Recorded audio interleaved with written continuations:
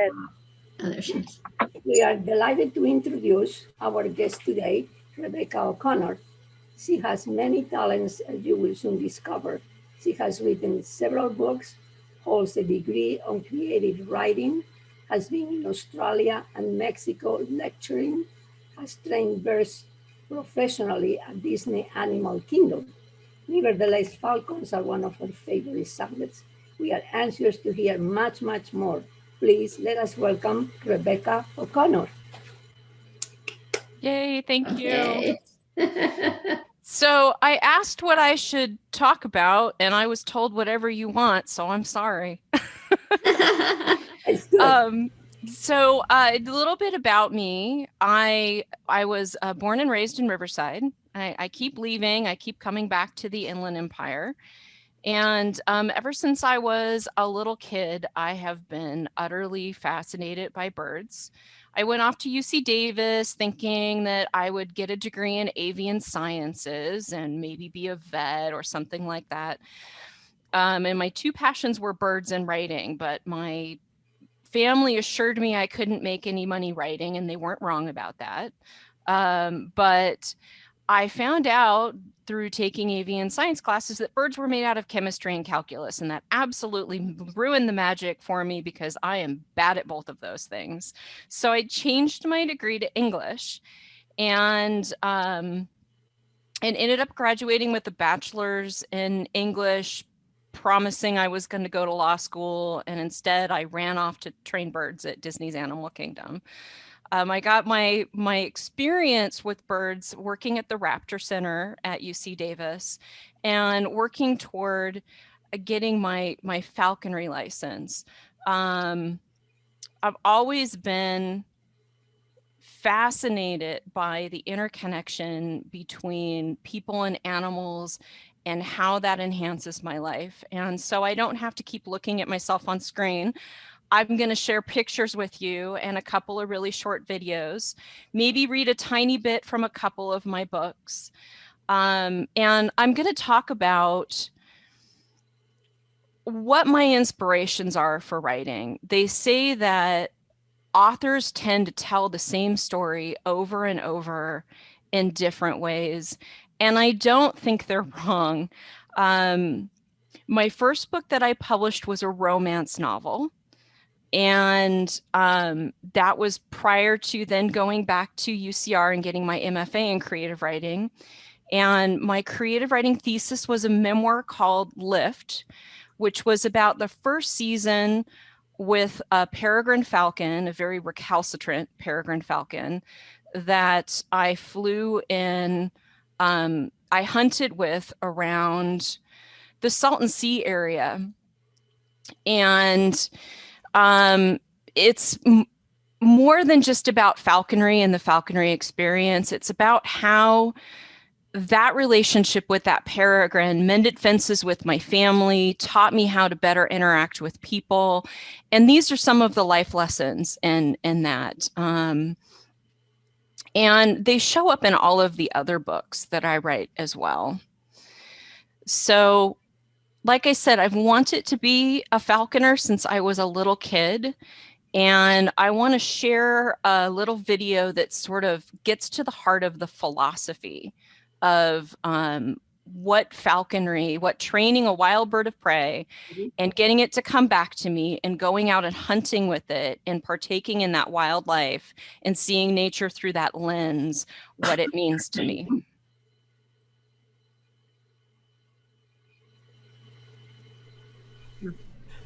In Rebecca K. O'Connor's memoir, Lift, an impossible peregrine falcon turned her world upside down and changed her life, But the journey really began 7 years before. You can all hear that, right? This journey began with daydreams, an apprenticeship, and a prayer.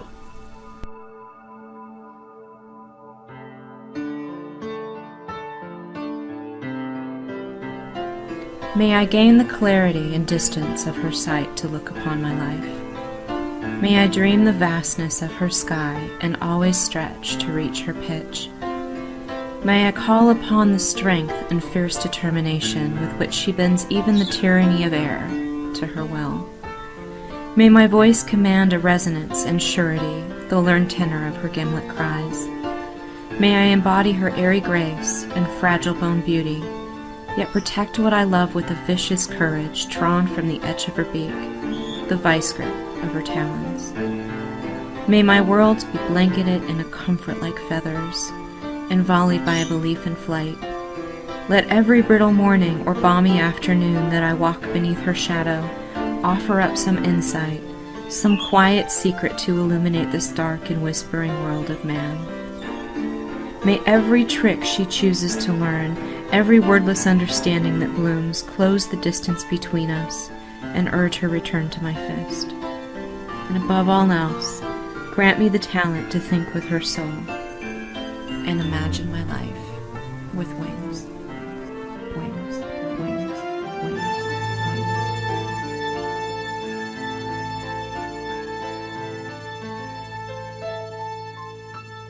Rise, a collection of writings inspired by Lift.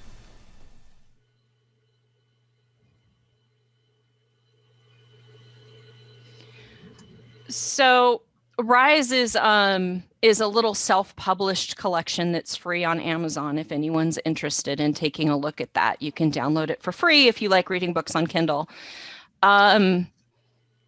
That poem was written 30 years ago before I got my falconry license. I think I had a better vocabulary back then, despite writing ever since. I think being in school does that for you. But throughout falconry, I think that even though I wrote that when I was just a kid, it really encompasses the importance of that connection to me when I'm working with the birds and how that bleeds into everything that I write. So I'm going to tell you what I think the top 10 things that working with wild birds of prey and other animals has taught me. And the first lesson is that life is simple. And it's as simple as getting up at dawn, seeing the sunrise, getting out into the field with the birds, seeing things that no one else is seeing because they're still in bed, and engaging in life. And that is really, I probably still wouldn't be a writer if that weren't the case, because despite my absolute belief when I was a kid that if I did all the work and got books published, I would become a best-selling author and I'd be doing that for a living. The joy was never in actually being a famous writer. It has always been in the process. It has always been in those simple moments. And I got there by a very unexpected experience with a peregrine falcon when I was just a kid. I was only 10 years old growing up in Riverside. So I'm going to read you this really small section from Lift that tells you the story about the peregrine. Now, this would have been back in the early 80s. And during this time, the peregrines were almost gone. I don't know if you're familiar with the whole story with DDT and how it affected the bald eagles, Cooper's hawks, also the peregrines, the pesticides working their way up through the ecosystem, in the bugs, small birds ate the bugs, big birds that eat the small birds ate the bugs, got a really high concentration of DDT in their systems. And the result was that their eggshells thinned. So when they went to incubate, they crushed their shells. So in the matter of, just 10 years, all of a sudden we had these bird populations that absolutely plummeted. And back in the 70s, there was only about 1,000 pair of peregrine falcons on the West Coast, and they were pretty much gone on the East Coast. And so falconers, the scientists couldn't figure out how to breed the peregrines, and falconers got together, worked with biologists, and banned DDT, got that taken care of, and then the Peregrine Fund started a breeding project for peregrines and started releasing them back out into the wild. In my profession, I've moved on to being a fundraiser for conservation. I work for a land conservancy, mainly because this story absolutely inspires me. In 1999, we took the peregrine falcon off of the endangered species list. And that's not a story you hear very often. And it was a combination between citizen science and academic science. It was the people that made the difference. So when I was a kid, I thought I would never get to see a peregrine falcon in the wild. And then one day this happened. There was a peregrine falcon, and this ages me, sitting on our TV antenna. Remember when we used to have the big TV antennas on top of our roofs? Yeah. So my something was going on with the reception, and my grandfather went outside to look, and then pulled me outside and said, "Look at what's on the television antenna." The falcon shifts her weight precariously, right foot to left, and the television antenna on the roof where she is perched wobbles with the unexpected weight. My grandmother is probably inside, smacking the TV, trying to smooth the lines from the irritated reception and aware of what's going on outside. My grandfather is pointing at the dark falcon when I hear the enticing whisper of bells shifting along with the falcon's weight. She's a falconry bird. Hear the bells? Look at the leather straps on her legs. They're called jesses, my grandfather explains. I only nod. I've been living with him for 4 years, and he is constantly pointing and teaching like this, and I am constantly intrigued. The falcon is an amalgamation of perfect symmetry, dangerous curves, and dark eyes. I assume my grandfather is right when he refers to her as a she. Her black gaze seems impenetrable, yet still kind and forgiving. Above her stare, her brows are so heavy that I imagine every thought is complicated, deep. She's royalty. She belongs to someone? I think of loss and how desperately I would miss her if I had lost her. I don't understand falconry, jesses, or falcons, but I'm captivated. She knows we are standing beneath her, and she is indifferent. I'm only 8, but I do understand that her indifference makes us kin. I'm not entirely listening when my grandfather explains that someone hunts ducks with this gorgeous bird. Instead, I am imagining walking in her shadow, having a bond so inseparable that even flight can't sever it. I picture a bird on my glove like the drawings I've seen in my animal encyclopedias under peregrine falcon. I see a falcon coming back from an endless sky, and this is all I'm envisioning as my grandfather carefully explains falconry in California and why a falcon might be on our roof right here in the suburbs of Riverside. I stop pretending to listen when the falcon begins to row her wings and stare at the sky. Her bells are ringing out her wing beat, and my heart is doubling the chime. She's leaving. I haven't convinced her of what our friendship might be worth, and she's already discarded me for the horizon. Doesn't my grandfather see? His litany fades into silence when her wings grab the sky and she pulls herself away. He watches her go, accepting her flight as enough of a goodbye, and the lecture is done, but I stay outside watching the sky for hours. So that was my first introduction to a peregrine, and obviously I never forgot it.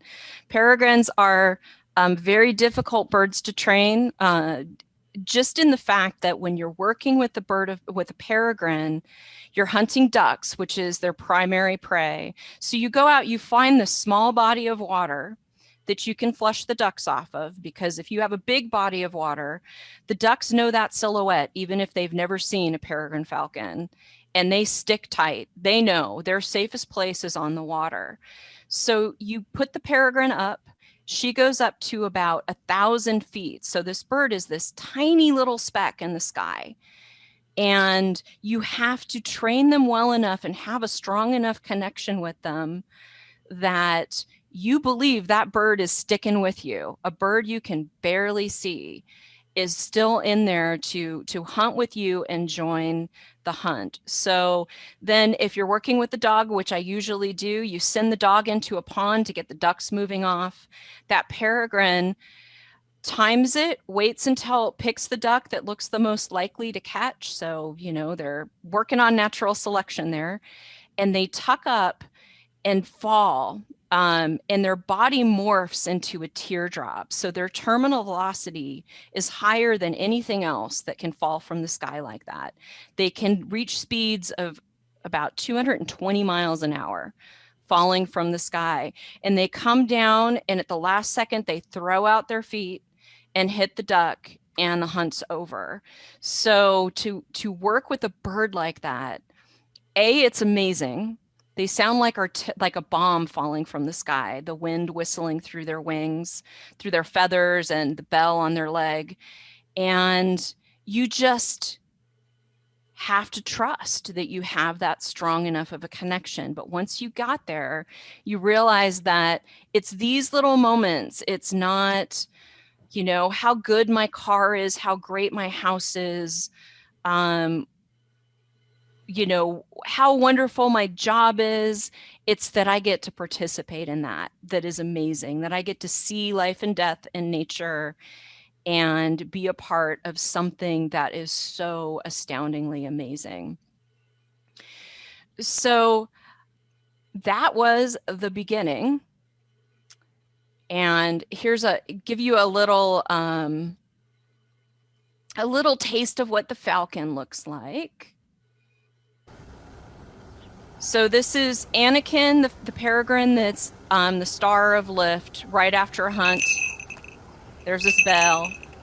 You see the equipment on his legs, smacking his beak because he's happy. So that relationship is really important to me.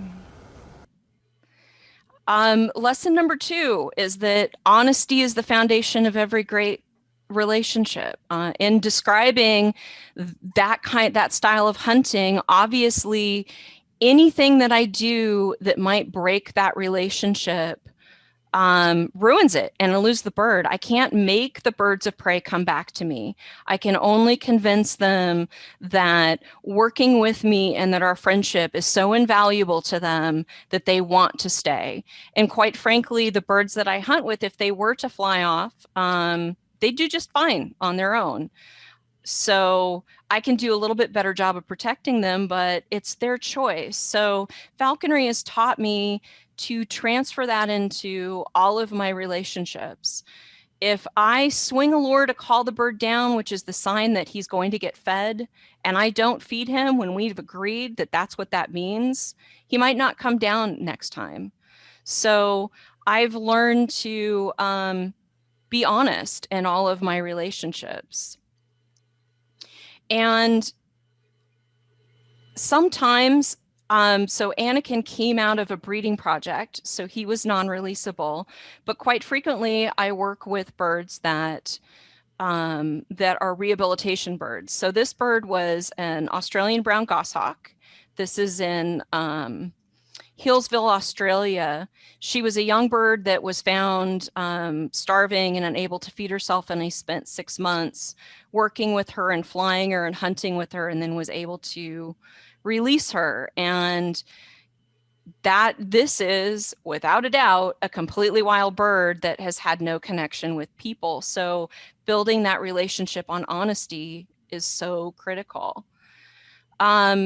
Lesson 3, trust is delicate and requires constant care. It's not enough just to be honest.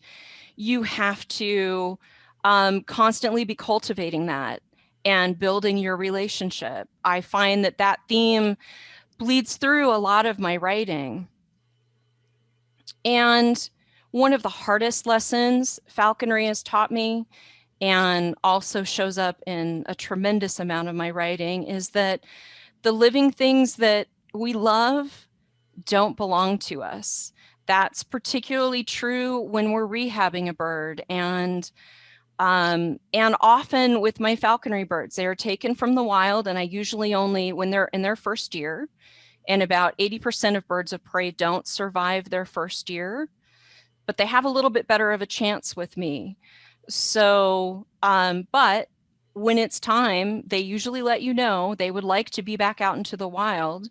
and we release them. So we give them that leg up for the first year or two and then set them free again. This is Sawyer, who was a red-tailed hawk that was in pretty bad shape when I got him. I flew him for 2 years, and this is him on release day. No equipment, going back out into the wild. I went back out. I released him in a field where we hunted. Went back out, fed him every day for a few weeks until he decided he was wild again and he wasn't coming down to people, and off he went. And hopefully he's still out there making beautiful red-tailed babies. Red-tailed hawks are one of the most common birds that we have around the area. And if you are hearing a lot of squawking, it's because all of the baby red-tails are fledging right about now. And if you find a baby bird, please take it to a rehabber, because my IM on Facebook is filled with people finding baby birds right now.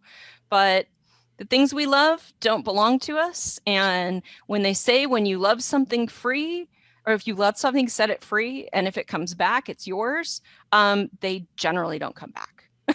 That's fine. Actually, my preference would be they don't come back and they go out and live extraordinary lives. Falconry has also taught me to look really close. Actually, bird training in general has. I haven't just trained birds of prey. I've trained just about everything at Disney's Animal Kingdom. Ducks, cranes, turkey vultures, parrots, you name it. And this little dude right here is Ty, who is an African gray I've had since I was 24 years old. So he's been with me for about 26 years, longest relationship of my life. And also the snarkiest. Unfortunately, he speaks English and says a lot of things that I wish he didn't, and embarrasses me in front of friends and basically makes fun of me all of the time. But birds are so subtle, and learning to look so closely really makes you learn to appreciate the world. Falconry has also taught me that you have to work really hard. None of this comes really easy, and it's all very frustrating. Birds don't speak English. Wild animals don't speak English, except for Ty, my African gray. And even then, he's not straightforward in his conversations. And you have to learn to look really close and work really hard. So I have found that all of my best seasons, all of the things that have felt really lucky, were actually about the work that was done. The building of the relationship, the getting up every morning and getting out into the field. I have to follow the same hunting seasons that hunters do. So I'm confined to hunting my birds from about late September until February. But when we're out there, we're getting them out every single day and flying them. And I get to see beautiful moments like this that's on the screen that so many other people don't. I think the biggest theme that comes across in my writing and in my books, particularly in my last novel, which was self-published. My last novel, Wilder, I'm a little uncomfortable talking about this. It came out 2 years ago or 3 years ago, and it's a book about a zoonotic virus that doesn't hurt children, or that children tend to not get, but is very bad for adults, and what happens after that virus, which is being transmitted by animals. And we haven't been able to figure out a cure, and so we've cordoned off the center of the United States to ensure that animals aren't spreading the disease. And this whole story is about a virologist that jumps the fence to go find a CDC center that might have the cure. I am so relieved that we got a vaccine. I was a little worried that it was actually prophecy when I wrote the book and swore I'd never write sci-fi again. It was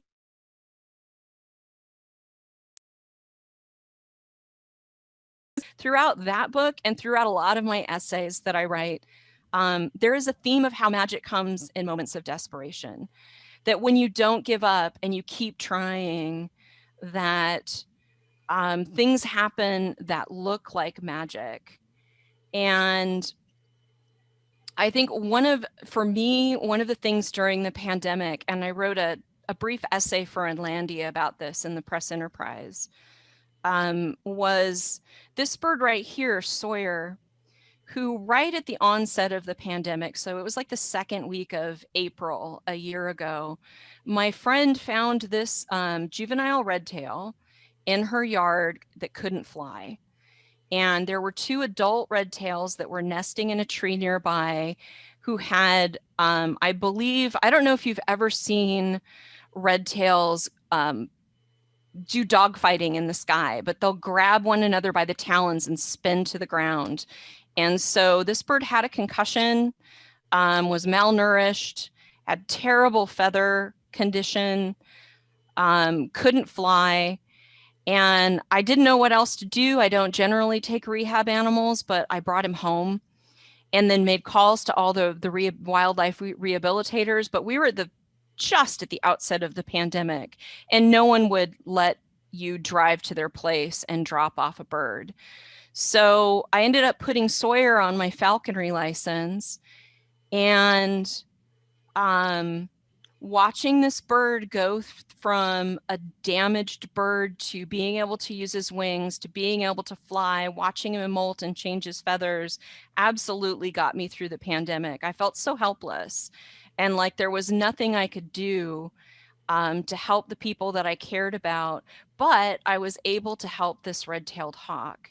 And for me, that was magic in the middle of desperation. That was the opportunity to save a life when there was so much fear and lack of knowledge about what we were all dealing with, which also leads to the fact that really anything is possible. So you have to keep your eyes open, because ultimately Sawyer got to this place,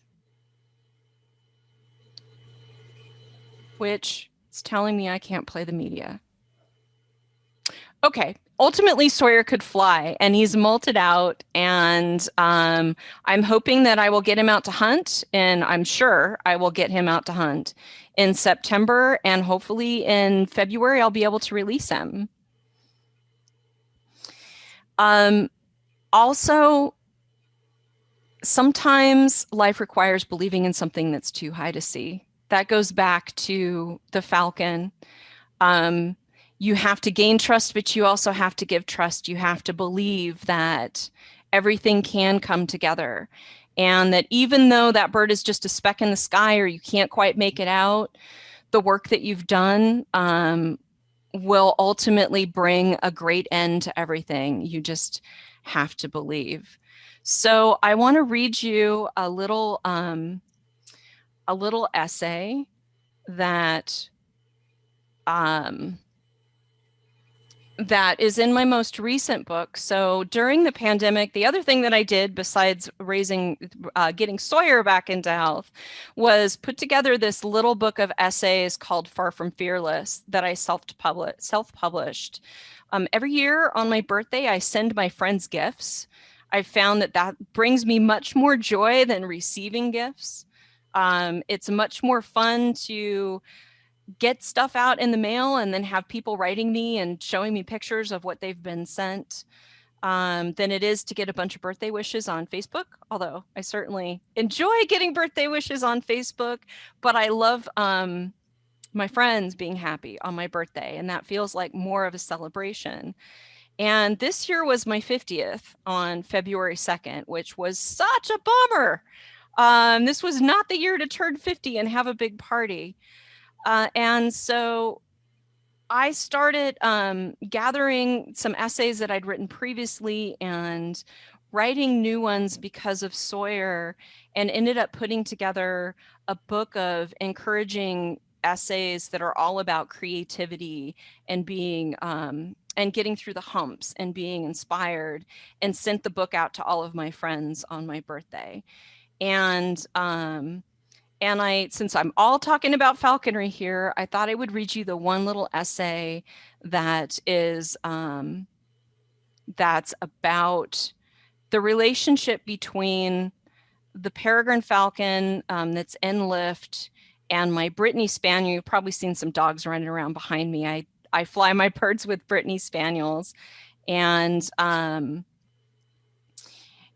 this dog Booth hunted with Anakin for about 5 or 6 years. Ultimately, Anakin got accidentally released out of a breeding project. So he spent this, even though I'm not allowed to release him, he managed to spend the second half of his life wild. And he's probably still out there, although he'd be about 19 by now. So, of course, I didn't bookmark it. So this is about Booth and Anakin. And it's a local story as well. I mean, it's desert, but it's called The Last Hunt. The sliver of the Salton Sea shimmered in the distance, its fluid false promise lit behind creosote and sand. Turning off the asphalt down a gritty farm road, I passed grid lines of artichoke plants spiking toward the sun. The Musashi family's silvery rows of giants and their hostile leaves should have been incongruous, but they were desert perfect. My favorite farm pond was tucked within, free of concrete and rooted with undisturbed cattails. It beckoned to wildlife and was also an oasis for the Musashi grandchildren to hook stocked bass. This pond was a favorite stop for migrating wildfowl. Pausing with the pond in view, I raised my binoculars, disappointment rising at the sight of the glassy water. It seemed to be empty, but I kept looking. I had been home for just a few months, returning after 4 years, defeated by a soulless job, but excited to reclaim the places where Anakin, my peregrine, had grown up. Yet when I headed east, past Indio, into Coachella, Mecca, and Thermal, most of what I found was memories. Old haunts were now dry holes or construction sites fenced off, but in limbo. I had never seen the desert as desolate, but maybe my memories had been too lush. They often are when they are shaped by longing. One of my last hopes had been the Musashi's artichoke field. I pulled in expecting to be disappointed, but it was one memory that held true. This was the place I remembered, only it had had more waterfowl. Sometimes ducks hold tight and unblinking, tucked in at the edges. You have to keep looking until your eyes adjust to every possibility. And even as my hope waned, I kept the binoculars pointed at the water. I had promised myself that this was the last pond and I would consider before I turned home, and apologized to Anakin for not getting to hunt. Then I saw a set of faint ripples, a barely discernible disturbance that led to ring-billed ducks sitting skirting in the reeds, its orange eye a penlight shining in its shadowed black head. Small diving ducks, they traveled in tight skittish flocks, easily startled into flight on powerful stocky wings. One was enough to attempt to hunt, but one usually meant several.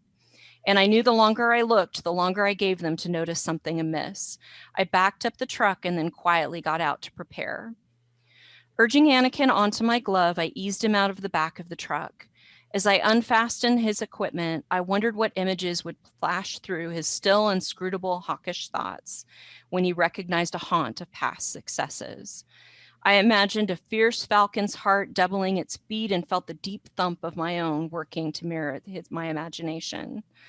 When I slipped off his hood, the falcon craned his head, surveying the landscape, recognition widening his eyes and snapping his head to quickly take in the details in all directions. We had caught a ringbill here the day the youngest Musashi brother first caught me trespassing on their property. The year after, we caught a gadwall on Thanksgiving and were invited to the farm for pumpkin pie. None of the brothers were here now. The farm was still. There was no equipment poised to work the sandy soil and no white trucks patrolling the fields. We were alone to make new memories on our return hunt. Anakin lifted for my glove, his narrow wings cutting through the air as he made a wide arc away from the pond, rising to check the water for himself. I watched him climb, ringing up until he was high enough to drop from the sky and outfly any ducks that tried to burst from the safety of the haven they could dive beneath. While he was getting into position, I popped open Booth's crate, releasing the orange and white Brittany to join the hunt. He shook his quivering coat into place and his composure with it, the two of us tamping down our rising haste into a veneer of calm and focus. We were two professionals embarking on the seemingly endless walk from dressing room to stage. We clung to our manufactured calm until we reached the edge of the pond. After a quick glimpse at Anakin's position in the sky, I unclipped Booth's leash, and the show began in a burst of speed. Booth recognized this farm too, shooting for the hole in the fence on ballet legs that added grace to his furious speed. I yelled encouragement, waving hands to help scare ducks off the water as Booth sprinted for a splashdown and a furious dog paddle. Anakin hung in the sky, a tense silhouette high above, preparing for the plunge. The three of us were committed to our parts and pushing forward toward a finale with an unknown conclusion. Then, three equally eager dogs materialized, closing in on Booths with snarling menace, and the hunt unraveled. These were feral dogs, and the choreography abruptly shifted to battle. I panicked, screaming and clapping, trying to get the attention of the other three dogs, all thin, unkept mutts, but each outweighing Booth. Then I heard a barking to my left, and as I turned, the barking lowered into a steady growl. The dog stood with the stiffness of coiling muscles, her coyote coat raising into a brush down her back. The bitch was even larger than the other three dogs, which were now circling the pond. Booth ignored them. Nothing was going to dissuade him from his one true job, flushing ducks from the pond. I, on the other hand, was cornered. She bared her teeth at me, and my mind stuttered for options, but I was unarmed. I blustered at her, yelling and snarling back, waving my hands. She gave three sharp barks and stepped forward. Shit. My best option was to retreat, and there was nowhere to go. These dogs had no collars, they answered no master, and she had eyes that were pooled with malevolent ferocity. I had nothing for her to fear. I had to get back to the truck somehow. So began a slow two-step. I took one step forward in an aggressive lunatic rage I hope was outrageous enough to conceal my terror, and then 2 steps back, closer to my truck. All I seemed to be doing was confusing her, but her curiosity in this strange dance kept her from keeping time with me. Gradually, the distance grew between us. She was smart, though, and tired of this game. She bared her teeth once more and lowered her head to charge. I shot a glance over my shoulder, weighing my options, and then sprinted for the truck.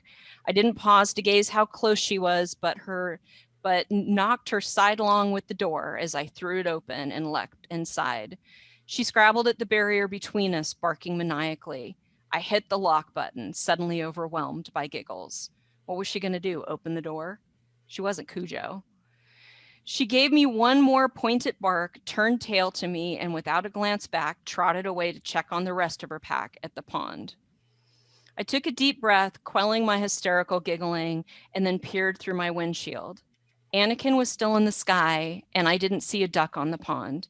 However, Booth was still swimming, and he was fighting his way through a stand of reeds in the middle of the water, barking his intentions. That could only mean there was a coot buried in the thicket of half-submerged safety.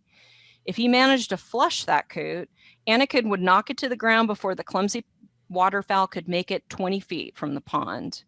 Coots were easy, unfortunate prey. This wasn't a fair fight, offering a magnificent flight between two worthy adversaries. The real problem, though, was that if the falcon caught it, then the dogs would have him too. Booth and I at least stood a chance of getting out alive. I sped away from the pond and the distracted dogs. I could pull out the lure and get Anakin down a safe distance away if I could get there before Booth flushed the coot. If I did that, though, Booth would be on his own against the dogs, and now that evil bitch had joined the chorus on the shore. Falcon or dog first?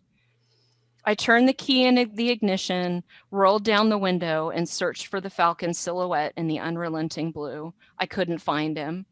Sorry, man, I called and hit the accelerator. Then kicking up a choking haze of dust, I hit the brakes at the opening of the fence and began yelling for Booth.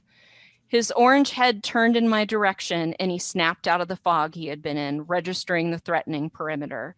Come on, you can make it, I yelled, cracking open the driver's side door. At least I thought he could make it. He was fast and he'd been running and swimming all season. He could make it. He swam to the side of the pond closest to me, swiveled his head, considering the position of the dogs, and then bounded from the water and into a sprint. The pack were on him in 2 beats. Come on, Booth, run, run! They were nose to his heels at the fence as Booth slipped through, barely slowing. The dog behind him halted, struggling through the chain link, corking the hole for a moment, and then forcing the pack to move through in a single stream. Come on, come on! Booth poured on the speed, an orange and white blur of legs barreling in my direction and not slowing for the leap.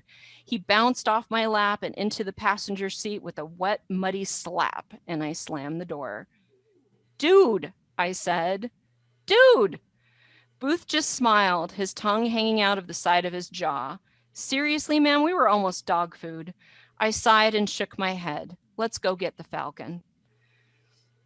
I peered through the windshield, but still couldn't see Anakin in the air. He had most likely peeled off when Booth was out of the pond. He knew there were no ducks without Booth. I pulled onto the asphalt, scanning the telephone poles for the Falcon, but they were empty. I kept looking a half mile up the road. He was nowhere I could see. So I flipped a U-turn and pulled over to get out the receiver. It had been a long while since I'd had to use telemetry, but if there was ever a reason to fly off, this had certainly been one. I twisted the dial of the receiver on and then up to its highest setting, a persistent beep immediately blaring from the speaker, even though I didn't have the antenna open. Wow, it's like he's right here, I said to Booth. Then my heart sank. Oh shit, you don't think his transmitter fell off in the back of the truck, do you? Booth didn't have an answer for me, but I didn't want one anyway. A missing Falcon with no transmitter seemed an inevitable way to cap off this disaster. I turned off the receiver and then furrowed my brow. Do you hear that? I asked. There was a scratching sound on the roof of my cab. Then a click, click, click. Booth tilted his head looking out the windshield, and I caught a flutter of feathers out of the corner of my eye. I turned my body to look over the steering wheel and found myself eye to eye with the peregrine falcon, glaring at me through the farm-dusted glass. We locked eyes for a few moments, exchanging shock and irritation. We were a long-tested couple. 10 years into our relationship, blaming each other for our most recent disaster, but relieved to be eye to eye. In that stare, there was a reckoning, though. Who we were and where we belonged had irrevocably changed. I knew at the end of the hunt that this time together was over. There is so much in this world that feels like it will last forever, but it can't. 6 months later, Anakin was accidentally released from a breeding project where he was on loan. He took to the endless sky, and I truly believe my friend has spent the last 7 years blissfully wild. He knew our time was over. 3 years later, Booth's old bones ached too much to carry him into the field, and when his organs were too tired to support his body, I said goodbye to him as well. He was ready, but I wasn't. But like Anakin, he had been saying his goodbyes for some time. I think perhaps that this is the true art of falconry, the trick of embracing seasons that inevitably come to a close and are never repeated, even when the season lasts a decade. This was the last hunt, but one of the best stories I tell myself. It has adventure, feats of bravery, friendship, and love. It is possible that some of our best stories are in the ending. In a year when so much feels like it's ending, I hope so. I want to think that the most brilliant art imaginable is going to come out of this pandemic, and I can't wait to hear your stories. So thank you. So to me, to me, that absolutely sums up falconry for me. And and give you one more peek. So this was my team. That was Booth and Anakin. And they are definitely the fabric of some of my favorite stories. And my last lesson that I want to share with you is that the things that you discover while looking into the skies are worth the occasional stumbling. And believe me, I trip and fall and things happen in the field, but it is so worth it. So keep looking up. Oh, Rebecca, we are all ready to get a falcon. We can't wait. Where do you get falcons? How long do they live? So the lifespan of a peregrine is about 25 years max. Generally they live to be 18, 19 years old. In order to be a falconer and to legally have birds of prey, you have to have a federal and a state license. So you have to take a test. You have to have Fish and Wildlife come out and inspect your facilities. I never met you.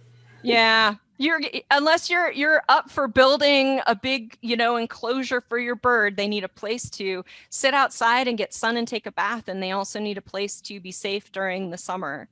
So it's a big commitment, but I guess I think it's worth it. Thank you so much. That was really interesting. I had never heard anything about falcons. But where do they nest? Do they nest on the tree or on the ground, or? So they primarily nest in cliff faces, also on buildings. There's actually a pair of peregrine falcons that nest on the jailhouse in downtown Riverside. So, they're jailbirds. You mentioned something about non-releasable birds. So Anakin was technically non-releasable because he was bred in captivity. We aren't allowed to put new we're not allowed to put new genetics out into the wild, which is totally understandable. And there are breeding projects for birds of prey, and we do sometimes, purchase birds. Right now, that's the only way you can get a peregrine in California. They are completely protected. So we can't take them from the wild. But honestly, I know it sounds odd, but my preference is to take a young bird from the wild, spend a couple years with it, and let it go. We call it hacking. Hack it back out into the wild, make sure it's doing great, and let it go on its way. I'd rather be a blip in their life than have them stuck with me for their entire lives. Rebecca, what a wonderful insight into and your vocabulary to express it so beautifully is just fantastic. It's been just wonderful. Thank you so much, Carol. I really appreciate it. Rebecca? I love your 10. Yeah, I love your 10 ideas in life. That's wonderful. I love that. It's a really beautifully organized presentation, and thank you so much for being here today. Nice way to end our season. Rebecca, this is Leela. We don't have falcons here, but we do have an African gray. Oh, how old's your baby? 32. Oh, wow. Yours is even older than mine. Have you had it since it was young? Well, I live at the village in Hemet, and it is it belongs to our community. Oh, that's fantastic. Yes. What's its name? Skizix.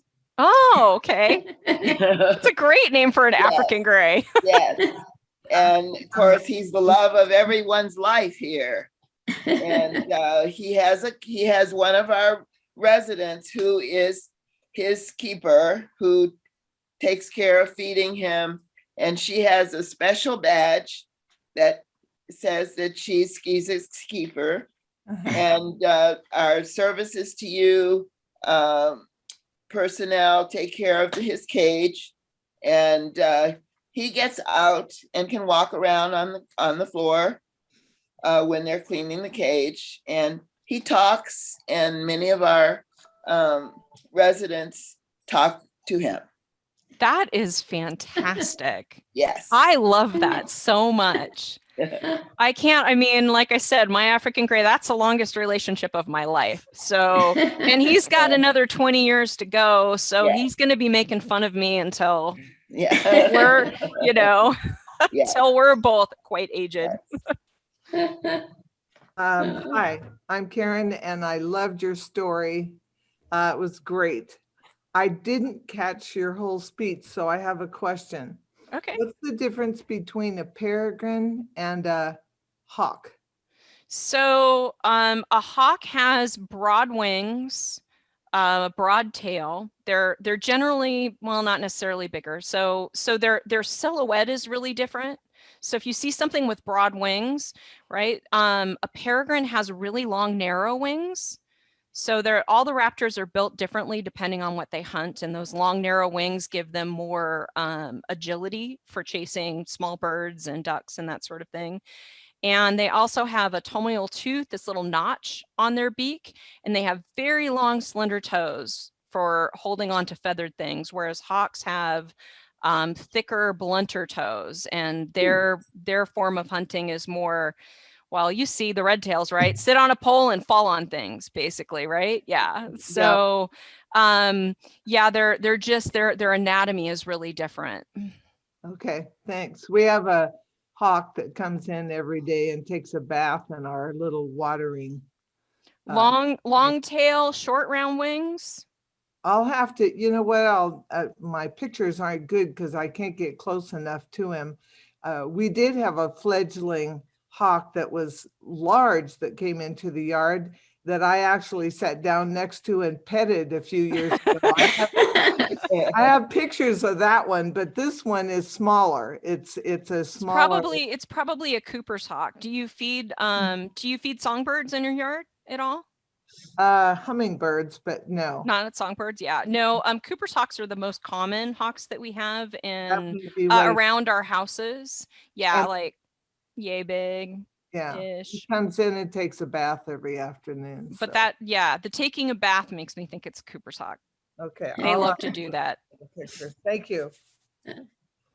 Rebecca, don't all raptors' eyes, aren't they just amazingly extra sharp? They are super extra sharp. The like common wisdom anecdote about that is that they could read a newspaper across a football field. I don't know that that's necessarily true, but their vision is so outstanding. So while that peregrine is a speck in the sky to me, he can see me and what's going on the ground just fine. Yeah. I don't have a picture of how do you even start to train a peregrine? Well, they're a lot like men. If you feed them, they tend to bond to you. Basically, that's the language that you have is food. So what you do is you never interact with the bird unless that interaction is positive. So you're feeding, when you see it, you feed it, you leave it alone, see it, you feed it. You wait until it's getting to a place where it's like, oh, hey, are you coming with food? And then you ask it to, okay, well, take this food, now take this food a little closer to me, get up on the glove. You use what we call approximations to eventually, you teach it, well, I'll give you food if you do this in small steps, and ultimately get to a place where you get them stepping on the glove, then you get them jumping to the glove, then you get them flying to the glove on a line, and then you take him off the line, put telemetry on it and pray. And start flying it from further and further distances. And if you read Lift, you'll discover that with the peregrine, it often involves losing them a lot and flying or driving around with telemetry, searching for them and finding them 20 miles away and getting them back. So it's work, but amazing. Great presentation. I know this is supposed to be about books and not about birds, but no, it's fascinating. No, because it's so informational. Anything like this is so informational and so enjoyable and different from anything that I would ever do. I don't know what to do. Really wonderful. Really, thank you, Rebecca. That was an unusual talk, and you are so knowledgeable. Thank you so much. Sometimes you can raise your hand or just speak and well, come closer. Dorothy, did you want to say something? Well, I think my husband has a question, and my husband, Robert, is right here. Hi, Bob. Hi, thank you for your presentation. It was beautiful. And it's amazing what we can learn with animals. Definitely. Question. Yes, for sure. Okay, all right. Thank you so much, Bob. I appreciate that. I enjoyed it so much. Thank you for sharing. That's great. Good. Now, Rebecca, thank you so much. That was really a wonderful reading that you did. I just really enjoyed that. Thank you. Oh, you're very welcome. I know it's so different to do a reading on Zoom compared to in person. So I appreciate you all tolerating that. It was our pleasure. We didn't have to tolerate it. It was a pleasure. Yeah. And by the way, that picture of you and your dog and the bird is a spectacular picture. It just tells so much. I had a great photographer for that. And, you know, that was me probably 10, 15 years ago, too. Well, of course, we all have those pictures, you know, but it was great. Beautifully done. Right. Very nicely organized. And do you speak like to other groups, or I'm sure other groups would love to hear from you? I do, and a lot of times I will also come in and talk about for my day job. Like I said, I work for Rivers and Lands Conservancy, which is a land trust based out of Riverside, but does we have conserved property all over Riverside, San Bernardino, Imperial, and Orange counties. And I haven't been able to do it for the last year and a half, obviously, but I do often bring birds and talk about that nexus that I told you about, the story with the peregrine, and why all this open space matters and why conservation is so important. So, Rebecca, how do we on some of the buildings going on? Let's not get political here. Carol, Rebecca, how do we get your books? All my books are available on Amazon, or you can go to my website. Here, I'll put this in. And buy them off of, that was a direct, sorry. Amazon or my website. And I mentioned to Magdalena that I will, I'll grab a few of my books, and if you guys can get me an address, I'll send them for your store. Terrific. Great. Great. That would be good to have them at the store that we could buy from the store. Yeah. Great. Terrific. Rebecca, you mentioned going out early in the morning and observing the different animals. And I live, the canyon is basically goes up to the Santa Rosa Plateau. I've got a couple of red-tailed hawk nests.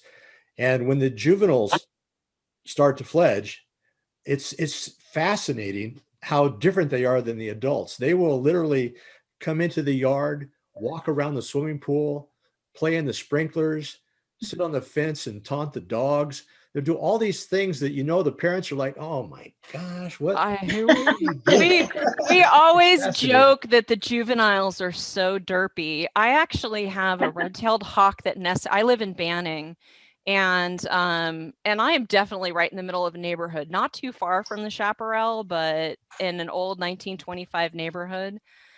And I have this pair of red tails that she's changed mates a couple times, but she's nested around here for the entire 15 years I've owned the house. And I have had years with 3 juvenile red tails in my yard. She likes to stick close because she eats my pigeons. It's a trade-off. I've fed a lot of her babies over the years.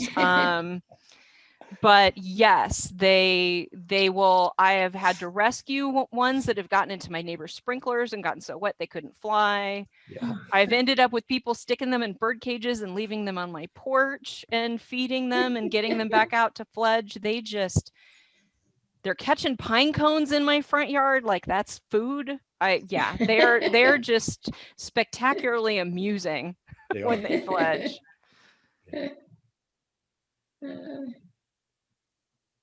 Good. Thank you very much. If there are no further questions, enjoy the rest of your day and your summer. Does someone else have a question? I don't, that I'm not seeing on there. I was just going to say that hawk just came to the water trough, but I don't think I can get close enough to him. Live presentation as we speak. Wonderful. Good. Thank you, Karen. You're always entertaining. Okay. So I think we will be ready to say goodbye for the summer. And again, thank you, Rebecca. We all enjoyed. Oh my God, it was probably the highlight of our season. Take care, everyone, and we'll see you in September. Honor. Okay. Thank you so much, everyone. I really appreciated you having me. Thank you. Bye. Bye.